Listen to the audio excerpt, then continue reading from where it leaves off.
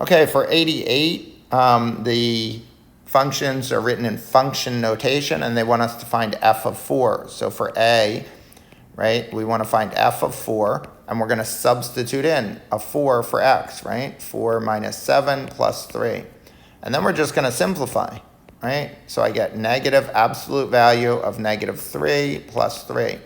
So f of 4 equals negative 3 plus 3. F of 4 equals 0. And that would be our solution. And B, we get f of 4 equals the square root of 4 plus 12 over 4. So f of 4 equals the square root of 16 over 4. So f of 4 equals square root of 16 is 4. Again, it's the principal square root, 4 over 4. So f of 4 equals 1. And we have determined f of 4 for that function.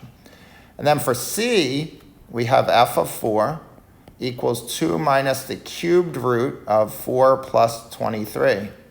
So we have f of 4 equals 2 minus the cubed root of 27.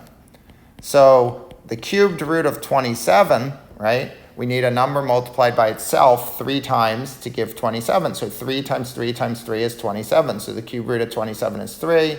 So f of 4 equals negative 1. And we have determined f of 4 for the final function.